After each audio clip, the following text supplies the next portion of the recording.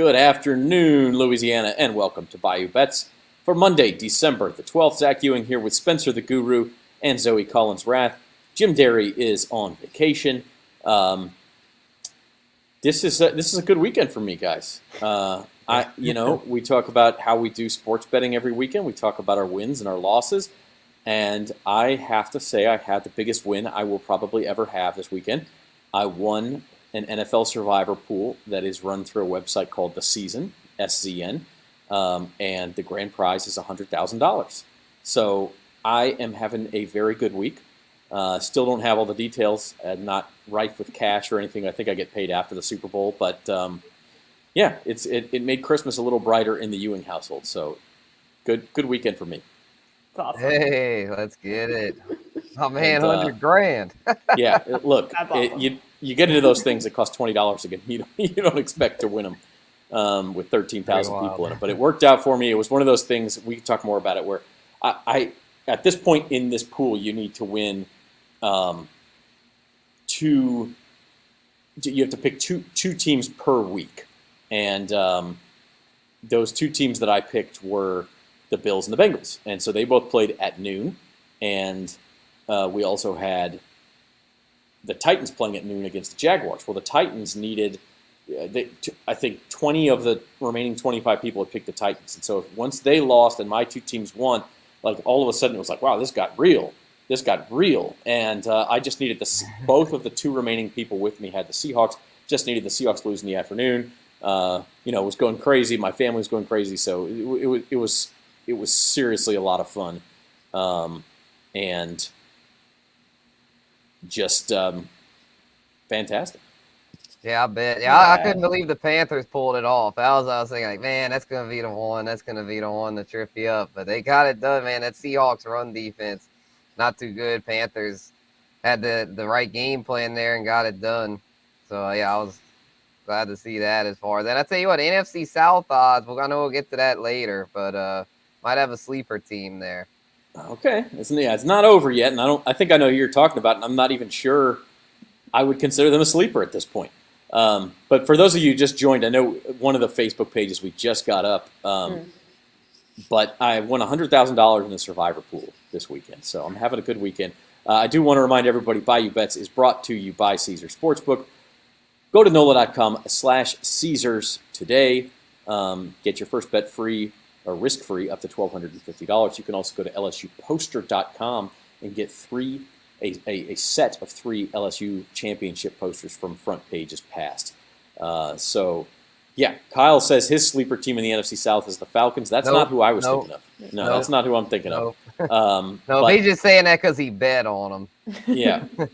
But this, look, we'll start there. My Survivor pool. This is my path to $100,000. Okay. And as you can see, it started with, I should have been out in week 1, if we're being completely honest. I broke the golden rule, Jim Derry's golden rule. I took a road favorite in a division game in week 1, and the Saints somehow pulled it out.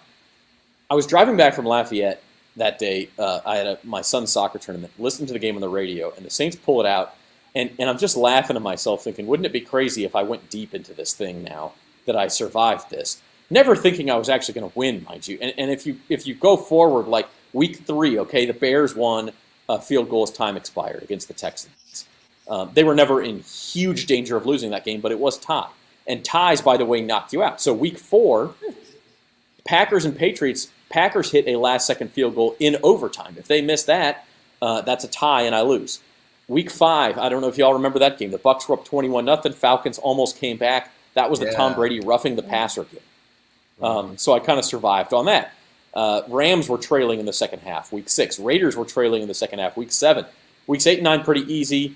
Wasn't really in danger again. I think the Ravens and Panthers in week 11 was like 3-3 going to the fourth quarter. Week 12, the Falcons were going to beat the Commanders through an interception inside of a minute in the end zone. Otherwise, they probably win that game. So survived there. Then last week, Seahawks get a touchdown with like a minute to go against the Rams to take the lead there. And it really was Survivor. So pretty fantastic. Monica says hello. Survivor for a reason. Yeah, that's right. You just have to have luck in these things. So got luck.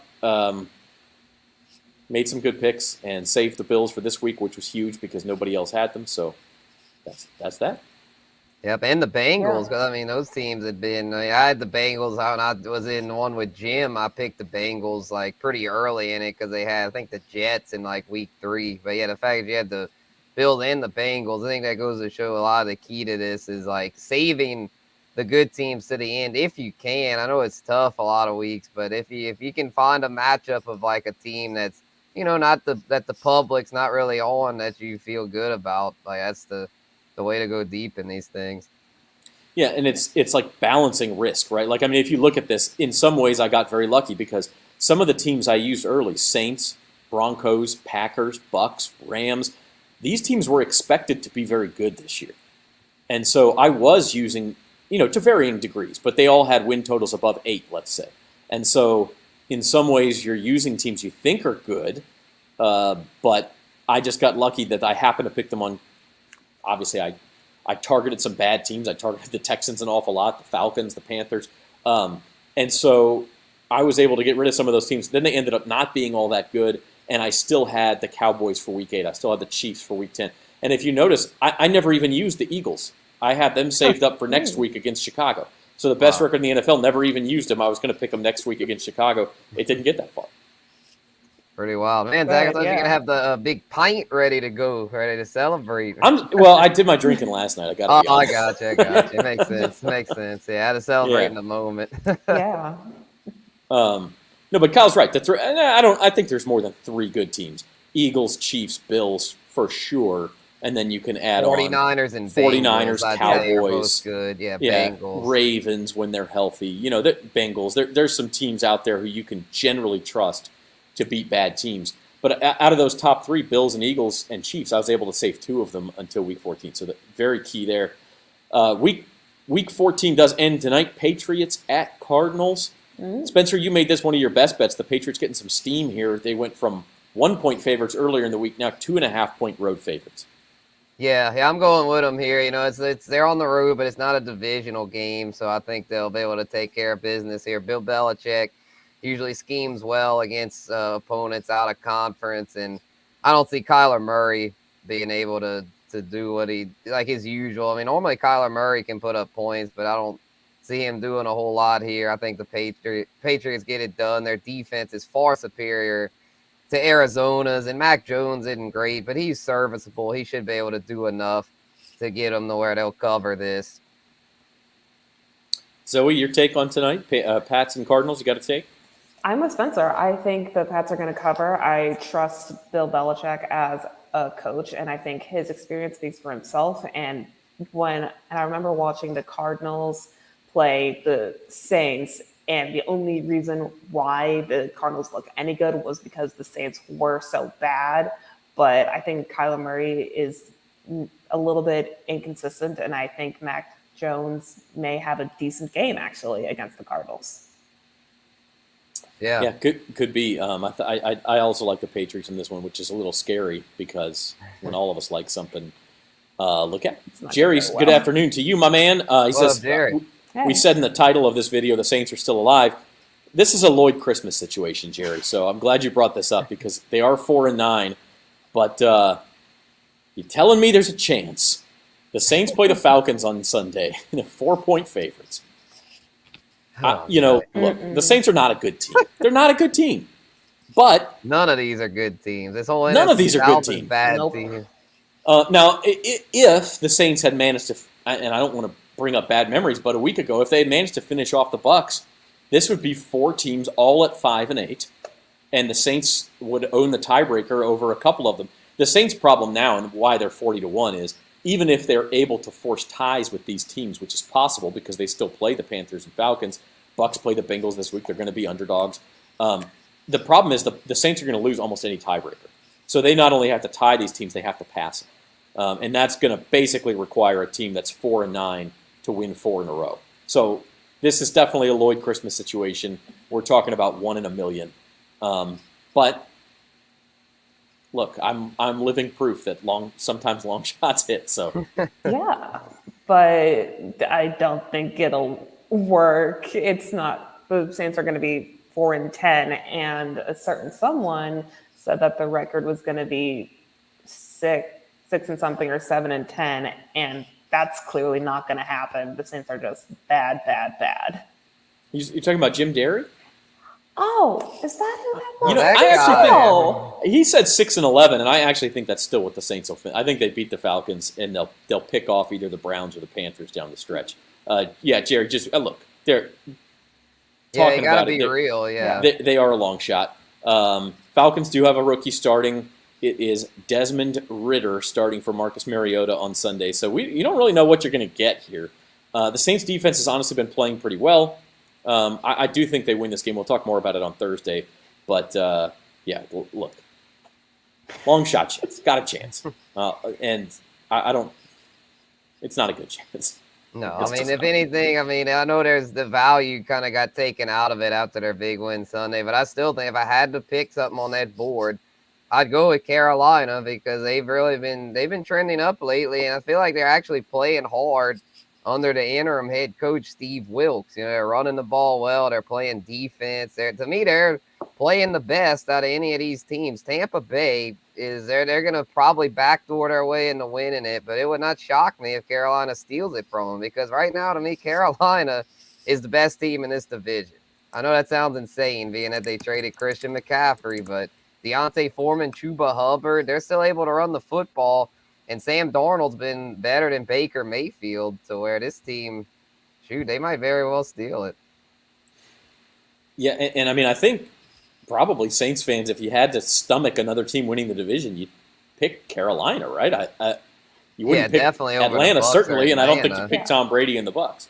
So, at this point, I'd rather Atlanta or Carolina over Tom Brady and the Bucs. Ugh, that's Anyone over but Brady. anyone but Brady, yeah.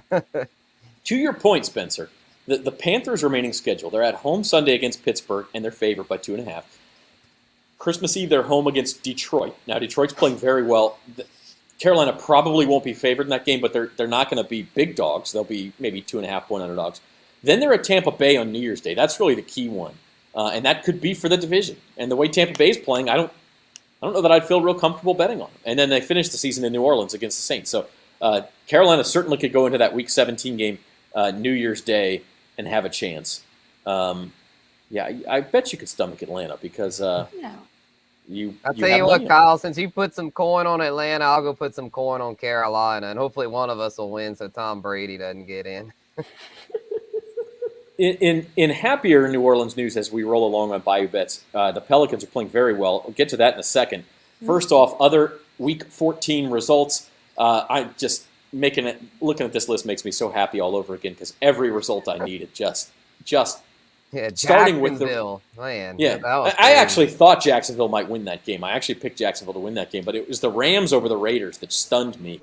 Just eerie slurs of the Saints bucking. It was 16-3. The team that was, still in the playoff hunt, still had a chance, needed a big win, was getting a big win, and then they blew it. And the Rams scored 2 late touchdowns. Baker Mayfield goes 98 yards in like a minute 18 with no timeouts.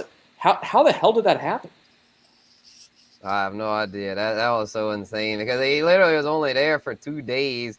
Had just picked up the playbook, tried to speed read it, just kind of improvise and say, I don't understand that. That was another case of with the Saints. It was more like the other team lost the game. The Raiders lost the game more than the Rams won the game. Not trying to discredit what Baker did, but it's man, Raiders, all you had to do was they broke it down on film, something with the safety. If the safety would have been in the better position, they would have won. It's just crazy how these teams just seem to always choke at the end of these games on defense.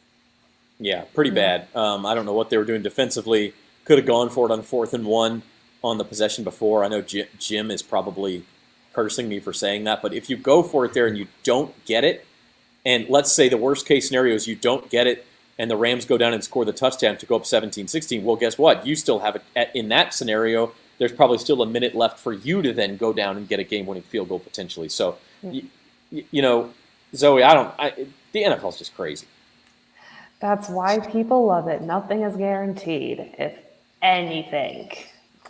That's why I'm nervous to bet on anything in the NFL because you don't know what's going to happen. I was so excited that the Saints were going to beat Brady and come into the office for the next episode, and then they just blew it. And it's unpleasant to watch, but it's also fun to watch. That's why we love sports. Yeah, You just- the one team that's been pretty consistent for me this year, and I hope I don't jinx them, and I said the Bengals. They have made me some money this year. I bet them I think like 4 times now, and they've won every time. So keep rolling, Big Joe. And at the end of the show, we'll look ahead to Week 15 lines. Interesting one, Cincinnati at Tampa Bay, among some other interesting lines as well. Let's talk Pelicans. Let's talk Pelicans, everybody, because that's what everybody wants to talk about. The Pelicans have won 7 games in a row, including 2 over the Phoenix Suns over the weekend. Pels, I believe, were underdogs on Friday, favored on Sunday. And just tremendously entertaining basketball games. We saw the one Friday that Zion punctuated with the dunk. Suns players come off the bench and everybody gets upset. I don't, Chris Paul's done that before to other teams where he hits layups after the game's been decided and says, "Oh, nobody played defense." Well, nobody was playing defense in this game. Yeah. So anyway, that all led into Sunday, right, where we had this just emotions running on high, 2 good teams. You just don't see that in the NBA regular season very often, where both teams genuinely wanted to win, were putting forth 100% playoff-type effort to win this game in December, and it was fantastic. It went to overtime. Pelicans prevail again. They've won 7 in a row, all without Brandon Ingram, or at least the last 6, I think, have been without Brandon Ingram. They're number 1 in the Western Conference. Like, this is getting real now. 100%. Enjoy it. Enjoy it while it lasts. Zach, as I said, first team in the West, Zion was named Conference Player of the Week. He had 70% shooting on Sunday with 35 points that game. I mean, this is the Zion that I think New Orleans has been looking for since he got drafted, and he's finally here. He's arrived, and the Pelicans are flying high, and even without Ingram, everyone else is stepping up and doing really well. And it's so great. And I'm so happy that y'all get to enjoy good NBA basketball with the person that you drafted. So good on y'all. It really is like Spencer. It's such a fun team to watch, and they're not totally homegrown. I mean, because the Anthony Davis trade has fueled some of this with Brandon Ingram specifically, but this is a young group that's going to be together for several more years. They're winning already. They're 18-8. As someone who's followed the Pelicans most of your life, like this / Hornets, this is a new feeling. It really is. It has the feel of this is a true title contender. Like, this is a team that I feel like it's similar to Memphis in that, there's a lot of homegrown pieces. They both were down bad. Then they had the draft where they were both able to get Zion for the Pels, and then Ja Morant to Memphis. And ever since then, they've been on upward trajectories. And there was a point, though, where a lot of people were like, the Pels should have drafted Ja. He's actually playing. Zion never plays. But now that Zion's playing, we see why he was the number 1 overall pick, because when he's on the court, looks like he's got the most, the highest ceiling since LeBron James, as far as somebody that can just totally take over a game and that defenses can't stop, just bully his way into scoring at will, is where this team, with him healthy, and that's the key, he's got to stay healthy because he's had a lengthy injury history, but if healthy, I think it's going to come down to the Pels and Grizzlies, Zion versus Ja Morant battling it out for the West. Wow. No Phoenix, no Denver, no Golden State? Yeah, I know. The West is tough. I've No Dallas? Gun a little bit. No, Dallas Definitely doesn't have not enough. Dallas. Dallas doesn't have enough. Luka's a one-man show. Denver, maybe, if they could get healthy, with Porter healthy, with Joker and Murray, that could be a dangerous team. And then, Phoenix is going to be pesky. And then Golden State, of course, they've got the pedigree. Not really worried about the Clippers either. I know that's a team a lot of people talk about. But Kawhi Leonard, he does not look himself. His body's not right, clearly. No, there's something wrong. Yeah, it's a shame. I think a lot of it is just, he's always the load management thing. People get on him about that. But I feel like he's just one of these players that just his body's just kind of breaking down. And it sucks because he's not even that old. All right, let's look at this for a second. Best bet on the board. You talk about if you really do think it's between the Pels and Memphis for the West, plus 750 is good value there. Mm-hmm. I would certainly bet on that before I would bet on 15-1 to win the NBA title. You could have gotten them 30-1 a couple weeks ago. Certainly the value, especially because you think, okay, plus 750 to win the West. Well, chances are they'd be, if Boston is the team out of the East, heavy favorites out of the East, the Pelicans would absolutely be underdogs in those NBA finals. Maybe, though, I look at the Southwest Division, minus 110. They've already got a sizable lead. It would be Memphis and Dallas you have to outpace. Houston and San Antonio are not going to be a factor. So they'd have to beat out Memphis and Dallas. Minus 110 odds, not terrible. Right. Yeah, I would. I'd probably stay away from the division because I still think there's a chance Memphis wins that. I mean, shoot, if you're really feeling the Pels, I'd almost take a chance on to win the West at plus 750. To me, that's really good value because I feel like they're right up there with anybody in the conference. And in the win total 50.5, I like the over on that. I think they win over 50 games. I agree. Grizzlies, by the way, Zoe, 17-9, just a game behind the Pelicans. But you were going to say? I agree. I think it's just going to come down to Zion and the Pelicans and John Morant and the Grizzlies. They're both really good young teams, and I would be nervous about on anything this early, especially when it comes to conference. But I mean, if the Saints, oh my God, if the Pels are on the same, if the Pelicans are on the same trajectory that they have been going, and everyone stays healthy, and Zion proves to be the right person that they drafted and keeps proving everyone wrong, I think there's a really good chance that they can win the division. And I will say, anytime they play the Grizzlies, those games will matter down the stretch, only because first and second seed, if it comes to that, it's gonna be between those two teams. Mm-hmm. Yeah, and that's the thing. Memphis and the Pels, to me, are the deepest teams in the West. Like, to me, Denver and Golden State might be a little more top heavy, but they don't have the depth. I mean, Golden State's old and their depth's kind of lacking. Denver, I mean, their core is probably better than Golden State's as far as being younger, but they're another one, not a whole lot of depth there. So to me, that really favors teams down the stretch. So I know Memphis and the Pels, shoot, I don't think either one have ever been to the finals before, but I'm thinking this could be the year. Nope, have not. And this is upcoming Pelican schedule on the road this week. 2 in Utah. Such a weird schedule. Played Phoenix for 2 at home, then 2 straight in Utah, and then to Phoenix. And then they come home and get the Bucks. Really kind of a tough stretch here. If they could go 2-2 out of those 4 games, I know they've won 7 in a row, but I think you'd be happy with 2-2, and then a couple of easier games before Christmas. Big one to look forward to. You guys mentioned Memphis. Pelicans are in Memphis on New Year's Eve. The teams play 4 times this year. They've split the first 2 meetings, each winning at home. They play in Memphis on New Year's Eve, and then the final game's in New Orleans, not until end of the season, April the 5th. So those could be key games for tiebreaker purposes, for home court in the playoffs, all that stuff. But just amazing. I mean, just to sum this up, a year ago, Spencer, you and I and Jim and Patrick, one of our producers, went to a Pelicans, what was it, Blazers game. Yeah. As sort of a team bonding, went out, had a beer together. That place was half full. The Pelicans were like 9-20. They were just starting to play better. I mean, they had been like 3-16.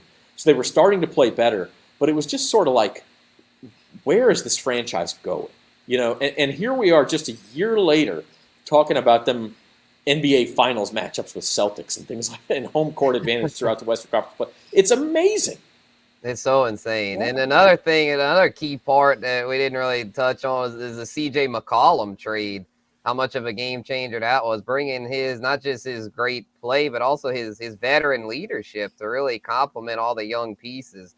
So, I mean, you got so much young talent: Jose Alvarado, Trey Murphy, Herb Jones. I mean, I could go on. There's so many, but CJ really helps complement that. And I mean, with the way he's scoring and leading the squad, that's what makes him dangerous. And I believe, wasn't CJ still on the Blazers at that point when we went and saw him? Oh, I think Zach's muted. I'm sorry. I don't think he was. I I'm trying mean, to I think think when the trade he was. Yeah, I was. think he The still trade was not until yeah. February, Right, but yeah, he so was he was injured that still a night. Blazer. Yeah, Yeah, but yeah, he didn't didn't play. play. Yeah, Yeah, that's it was. crazy though to think that trade. Yeah, because I remember when we went to the game, we were joking, oh, maybe the Pels could try to swing a trade for Dame, but I got the next best thing with McCollum, and hey, I mean Dame's nice and all, but CJ, I mean, is all we need because we got Zion and another Brandon Ingram hurt right now. If he could get back healthy. Man, this team, it's just, I feel like I'm in La La Land right now. It's just, is this real? Is this really the Pelicans? That's why the very first thing that I said was enjoy it, because in my youth, when Derrick Rose is all the rave and we still love him in the shy, those great years, they just came and went like that. And looking back, it's like, man, I wish I could have enjoyed that more and watched more games. So enjoy a winning team while it lasts, because who knows what can happen throughout the season. But I'm hoping that the Pelicans can do it. You know what's crazy about that to me is you say that, and I'm like, you're from Chicago. You've had 6 championships. I'm just getting old because that was my youth. I barely remember that. I was Yeah. born in '96. So you don't remember. They were 2 when they won their last title. You were 2 when they won their last title then. So, yeah, that's like that. I think that, and I'm like, oh, Bulls fans. Because I have other friends from Chicago, but they're my age, and you don't get to complain. You had 6 titles when you were kids. But you get a pass on that. So, yeah, I remember those years. They had Tom Thibodeau, Derrick Rose, and Joakim Noah. Yeah, those are some really good teams. They were like the 1 seed, but they had a 1 seed, sure. Yeah, it's just a shame what happened with Rose with his knee, because I mean they were looking like they were going to be really good for years to come. Yeah, and the Pelicans will be good from years to come. Everyone is going to stay healthy, and they're going to do their job. Knock on some wood. Jesus. Speak it into existence. Speak it into existence. No, I mean, it really is. The future could really hardly be brighter for this franchise, which, again, a year ago, you're going, they're in the wilderness. And they had these draft picks, and they had Zion, who hadn't really been healthy for a long stretch of time. Well, maybe there's something there, but it's still years off. And, listen, 2025 is our year. I'm not so sure it's not this year. The future is now. That's for sure. You're watching Bayou Bets, brought to you by Caesars Sportsbook. Go to lsuposter.com today to check out our special offer for LSU poster giveaways for making a $10 bet at Caesars Sportsbook, or go to NOLA.com/Caesars. A couple other things before we wrap back up with football. Well, some of it's football. College football bowl games start this weekend. We start with this is actually a top 25 matchup in the Cure Bowl, guys. Troy is number 24. UTSA is number 25. I'm sure most people unaware of that, but that starts bowl season. Pretty good game. Troy favored there. How about Oregon State, a 10-point favorite over Florida in the Las Vegas Bowl? Man, that tells me Florida's probably in there. I don't know. I guess that means that Richardson's not playing and they're just going to tank it. I mean, that's your boy Billy Napier, man. He's going to go 6-7. That line makes no sense. Yeah, kind of a disappointing first year for Billy. Thought he was going to win like 8 or 9 games. Got off to the good start week 1 against Utah, and then just kind of floundered in SEC play. I still think they've got a bright future over there, but yeah, they didn't start off quite as strong as I was thinking. And that line, that's a fishy line. As our boy Jim says, do not touch that with a stick. Oregon State's better than you think. Or maybe if I would touch it, I'd bet Oregon State. I'm definitely not touching Florida. Oregon State beat Oregon, almost beat USC. It's a good team.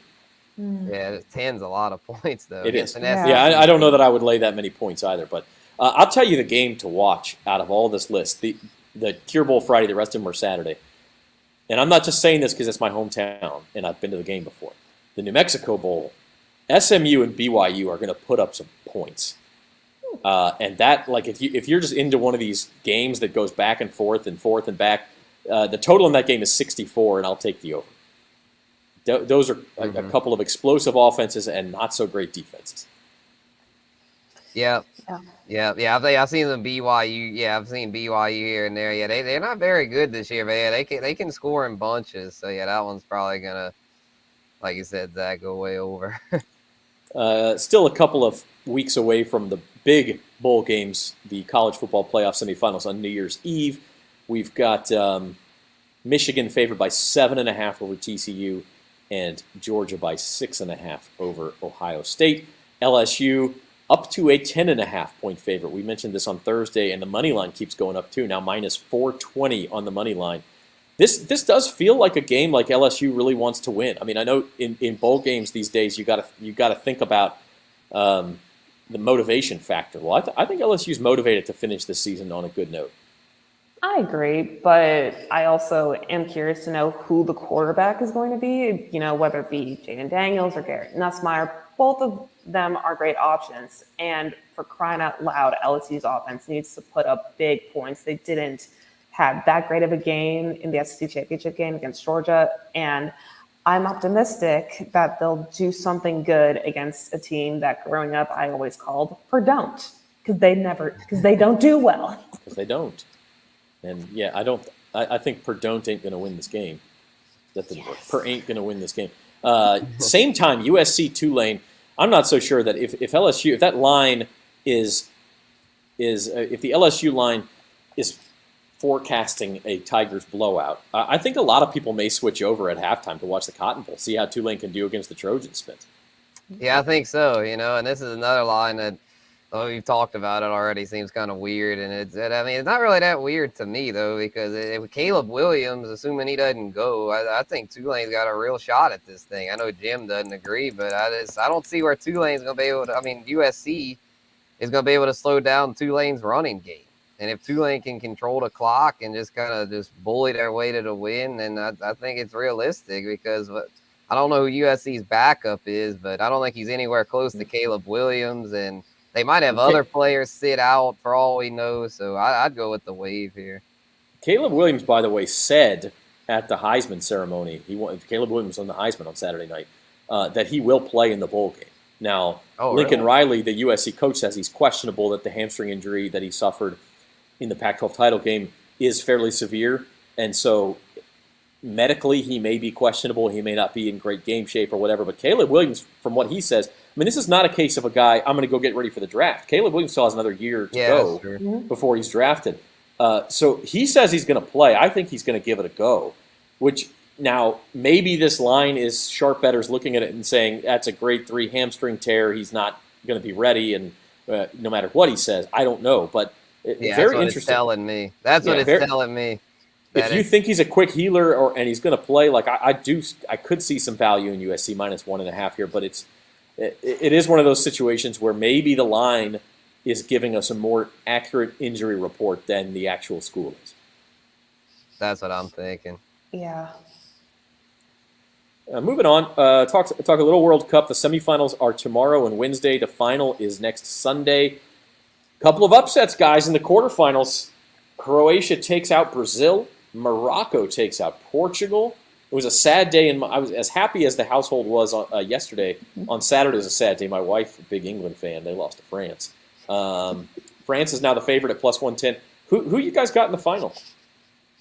Yeah, this is interesting here. It's the matchups. It's France, Morocco, and Argentina, Croatia, right? That's correct. Yeah.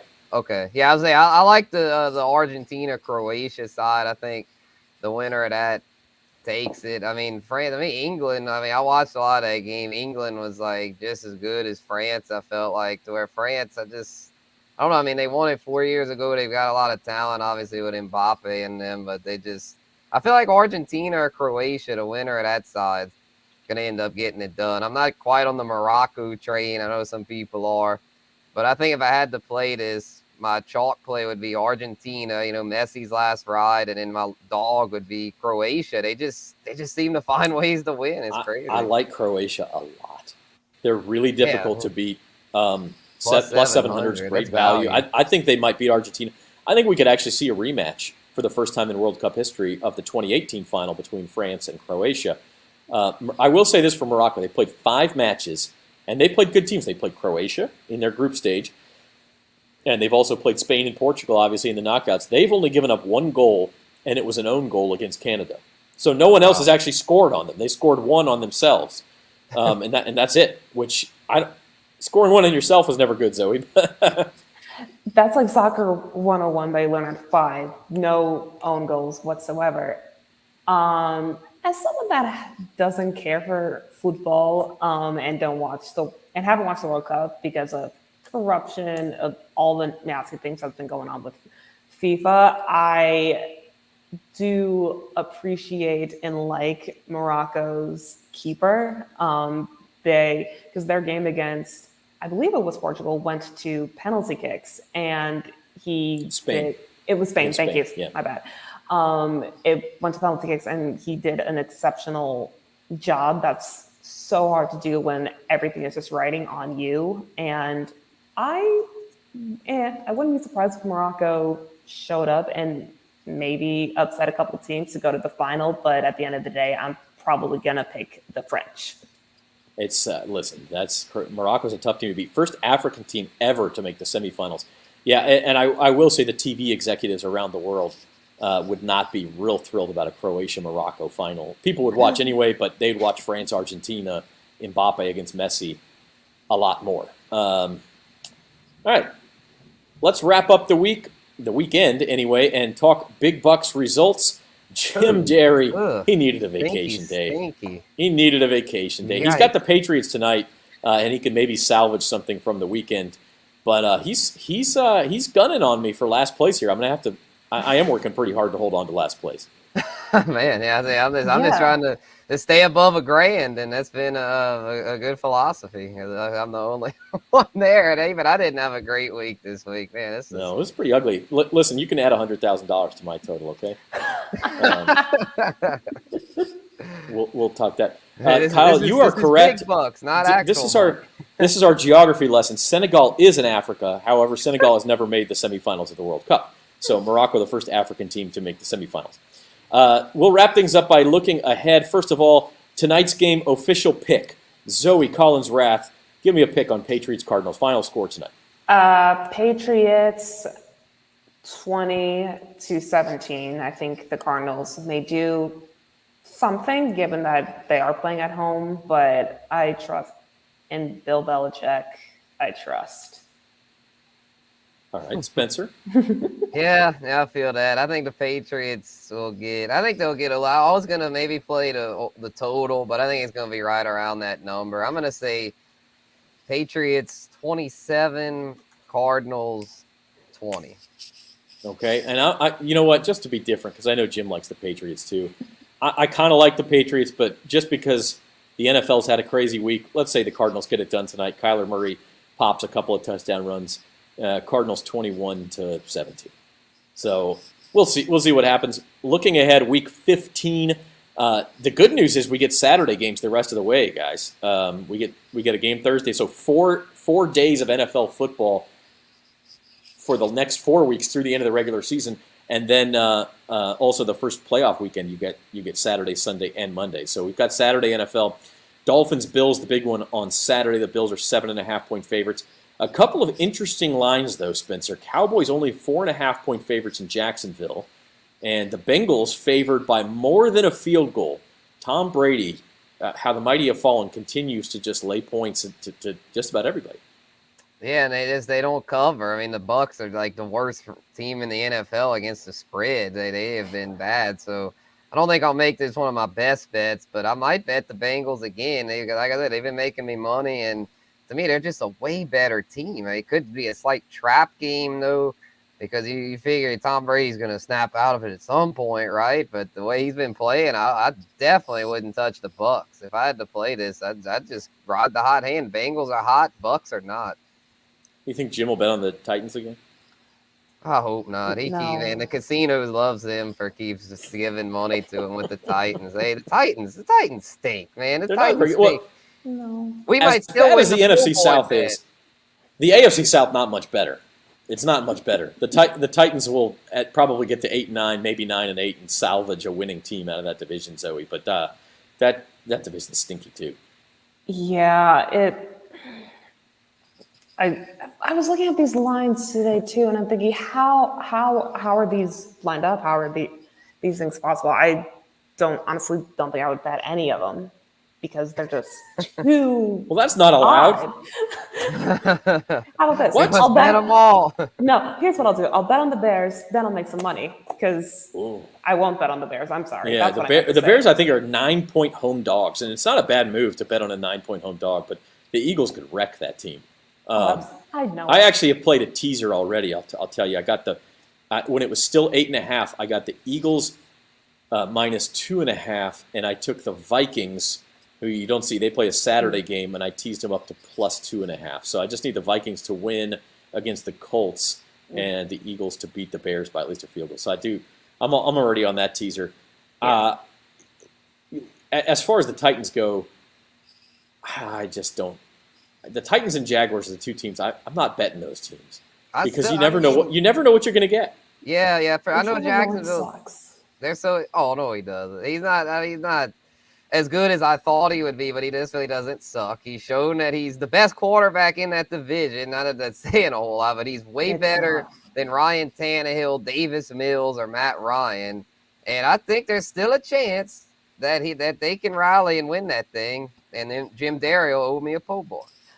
All right. Well, I think that after yesterday, the Titans are they still 2 games up on the Jags? They may be, but the Jags now own the tiebreaker. They still have to play again.